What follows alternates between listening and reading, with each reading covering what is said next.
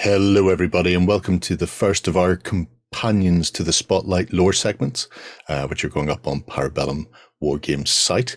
I'm joined by Konstantinos, and this week, the Old Mother Oasis is the focus of the Spotlight. I'll let you pronounce that because I'm not going to attempt it.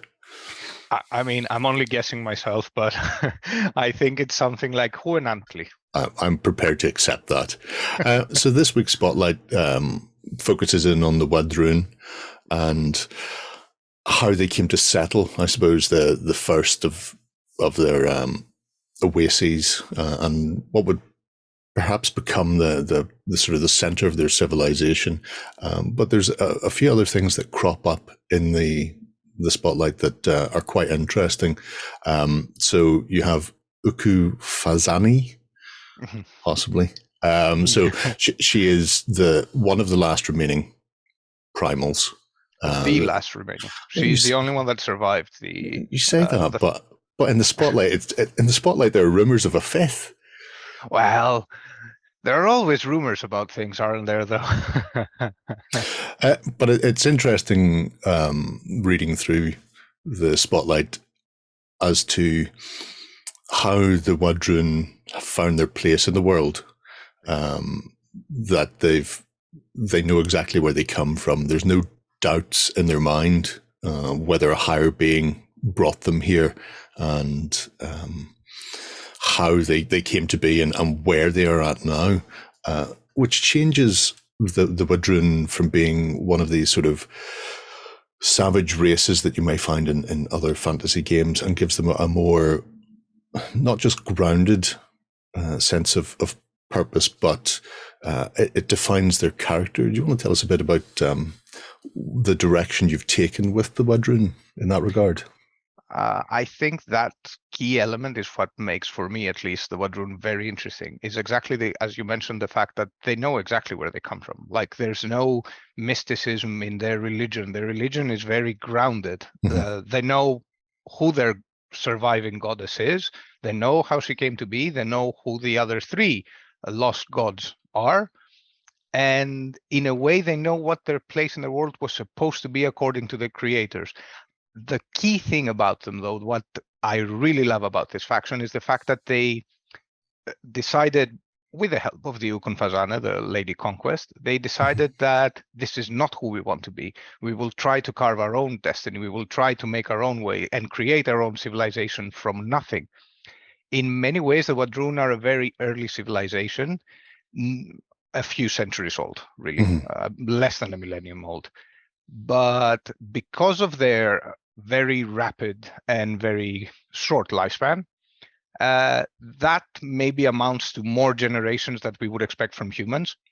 So they've had a slow progress in that millennium, more or less, that they've been around. But there's been a lot of fumbling around. Who are we? Where do we want to go? What do we want to do? From creating a language, because they weren't created to have any kind of sophisticated communication apart from war, to establishing rituals for their everyday life, for their religion, but with that kind of specific element of their religion, which is grounded, as we said, because of and they're mostly in the wastelands. Like, yeah, sure, there's a few oases, with Huenantli being the first among them, but a huge chunk of the race was traveling in the wastelands, trying to survive with minimal resources. So we search for inspiration exactly in great civilizations that were, however, more limited in their resources in some regards, or at least that was reflected in their appearance, like with feathers, with bones, with skulls, with things like that. And of course, they have dinosaurs, so it's not a win. Well, yeah, it's always a win with that. When it comes to the actual, I suppose, look and style of them, they have that Mesoamerican feel, but they also have a sort of African tribe as well, sort of aesthetic running throughout the Wadrune. Was that important to sort of set them at a specific point in time? It's like, this is your technological level. Yes, you've been given a step up by the Spires, but this is where you currently are. Yeah, and I think that's exactly what what we were trying to underline here, that there were great civilizations both in the Americas and in Africa and in Asia and in Europe, although those kind of got overwhelmed by the later phases of history. So we wanted to draw inspirations, as we do with most of our factions.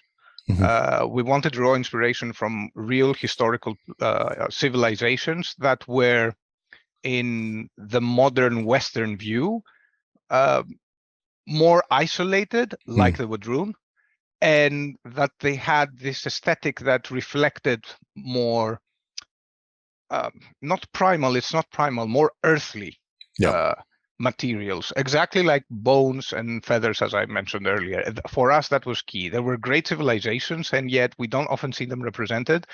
And to try to bring some elements from them, because we, of course, don't bring those civilizations, we bring elements, we draw inspiration from them, into a very, and excuse my French, badass faction like the Wadrune.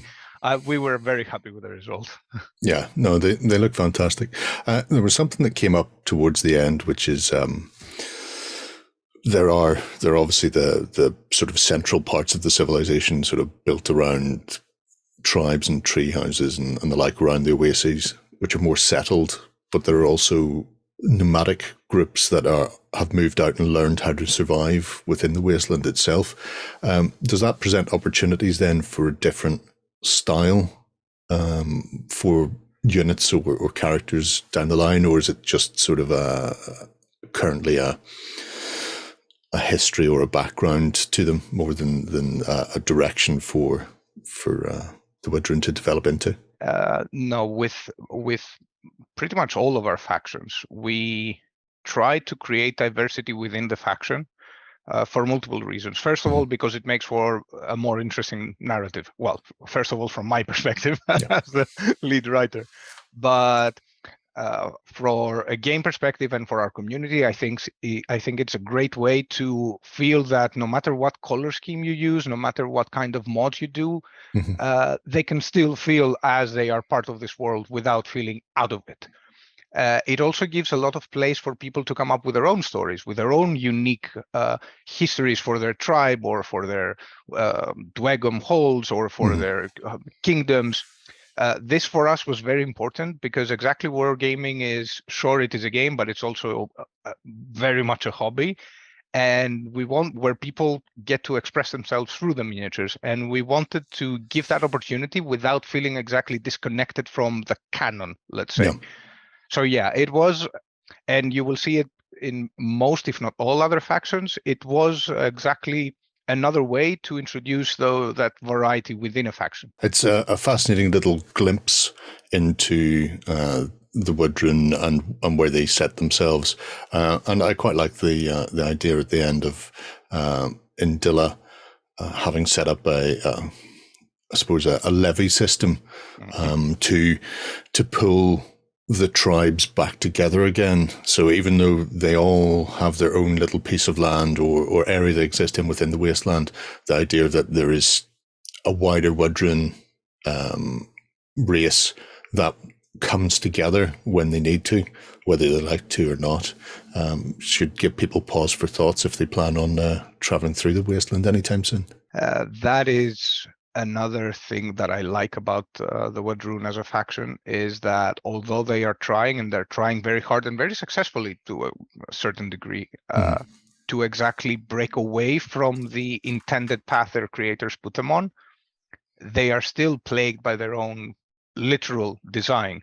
They are creatures of war. So yes, immediately there is, even though they had the perfect opportunity as a people to be one, let's say, immediately in the absence of the Okunfazana some centuries ago, where she went out and explored the world to bring exactly elements to help her people, in her absence, immediately they broke out, they started fighting each other, tribes were created overnight with chieftains rising and falling like that. And to see exactly that right now there is a new threat, which, new to the rest of the world, maybe the Wadrune already knew about the Old Dominion, and they had some history together, and not of the good kind, obviously. But to see how they will react now and what attempts they will make to either unite or to create new legends among them Mhm. in order to face exactly that huge threat that is coming from the east. I think that will be very interesting to watch, and we plan on exploring that very directly in the living world. Yeah, Zenduali, I don't know if you've noticed, Zenduali has already started scouting what the warlord is doing, and I think we all know where this is leading eventually. well, at the moment they're not geographically isolated massively. They have sea borders, but they are sort of hemmed in by mountains. But the fact that to expand as a race, they need more room and more resources. If the Old Dominion push in from the east, then there's only one place they can go, and everybody will know about them sooner or later. Then Already, some of them are gone. Many of the roaming tribes have crossed the mountains based on an agreement the Ukunfazane had made with the orders of the 100 Kingdoms. And already some of those tribes have crossed into the 100 Kingdoms, where we have another aesthetic for the Wadrune, not so much in their armor or gear in general, but exactly as the roaming vagabonds that seem that the civilized, and I air quote this, yeah, 100 Kingdoms dismiss as barbarians, and probably they think of them as thieves and they steal children and stuff like yeah. that, while they go around in their caravans trying to make a living in a world that has literally no space for them. It'll be fascinating to see where it develops over time in the living world. Well, there you go, folks. That's a little dip into the Wadrune. If you're interested in seeing more, then the spotlight is now up. You can go and check out about the Mother of Oasis and also read the full history of the Wadrune as well. Let us know what you think below, folks. Bye-bye. Go ahead and check out our other content on screen now. And while you're at it, why not hit subscribe and remember to ding our dong. Go on, you know you want to click it. Go on.